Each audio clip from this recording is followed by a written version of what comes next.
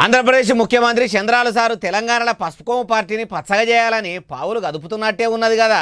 AP ప్రజలు ఏరికోరి ఎన్నుకొని CM కుర్చీలో కూసోబెడితే కూర్చె రాయి తీయలేనోడు పోయి ఏట్ల రాయి తీస్తా అన్నట్టు తెలంగాణలో తెల్లైన తెలుగుదేశం జెండాను చిక్కగా చేసి మళ్ళేం చేద్దామనుకుంటున్నాడో సారు.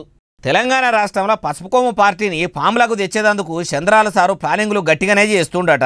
ఎట్లా చేస్తే రాష్ట్రంలో సైకిల్కు సత్తువ వస్తుంది, ఏం చేస్తే పాత పబ్లిక్ అంతా పసుపుకొమ్ము పార్టీలకు వస్తారని ఆలోచన మీద ఆలోచనలు చేస్తున్నాడట.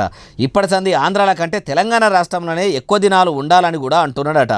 వారం 10 దినాలకు ఒక పారి తెలంగాణ టీడీపీ భవన్లో మీటింగు పెట్టాలి, రాష్ట్రంలో పసుపుకోము పార్టీ పేరు పబ్లిక్ నోట్లే మళ్ళా నానేతట్టు చెయ్యాలి, మళ్ళా చంద్రాలు సారే మాకు సీఎం కావాలని ప్రజలకు అనిపించేటట్టు పని చేయాలని కూడా తెలంగాణలో ఉన్న కొంతమంది తెలుగు తమ్ముళ్లతోనే అనుకొచ్చిండట.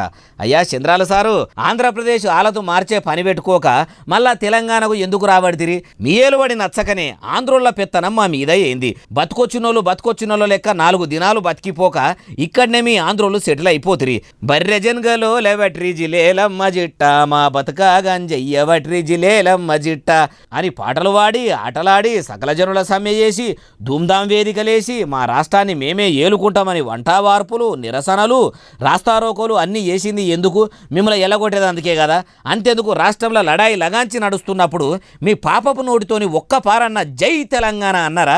ఏది మీకు నచ్చినోళ్ళ మీద ఒట్టు పెట్టి చెప్పుండ్రి. మళ్ళా ఏపీలో మీ కూటమి ప్రభుత్వం అధికారంలోకి రాగానే తెలంగాణను కూడా ఏలాలనే ఆలోచన చేస్తుర్రంటే మళ్ళా తెలంగాణలో ఏదో పెద్ద కుట్ర చేస్తున్నట్టే ఉండ్రు. మా రాష్ట్రంలో మీ ఆంధ్రోళ్ళ పెత్తనం ఉండొద్దని ఎల్లగొట్టినాక కూడా మళ్ళా రావాలని ఎట్లా అనిపిస్తుంది? షీము నెత్తురు ఉన్నోళ్ళు ఎవరైనా ఒక పారి వెళ్ళిపోమ్మని అంటే మళ్ళా అన్నోళ్ళ దిక్కు తొంగి చూడరు. నిజంగా మీరు ఆంధ్రోళ్ళే అయితే మా రాష్ట్రంలోకి రాకుండ్రి అన్నట్టు ఎప్పుడు మరిచిన అప్పట మాజీ సీఎం కేసీఆర్ సార్ కూడా ప్రత్యేక రాష్ట్రం కోసము ఉద్యమ పార్టీగా టీఆర్ఎస్ పార్టీని పెట్టినా అన్నాడు. గెలిచినాక పక్తూ రాజకీయ పార్టీ అన్నాడు. ఎచ్చులకు పోయి దేశాన్ని ఏలుతా పడగొడతా అని టీఆర్ఎస్ పార్టీని బీఆర్ఎస్ పార్టీగా మార్చిండు. ఇప్పుడు దేశంలోనే కాదు కదా రాష్ట్రంలోనే లేకుండా పోయి ఫామ్ హౌస్ల పని పాట లేకుండా ఉన్నాడు.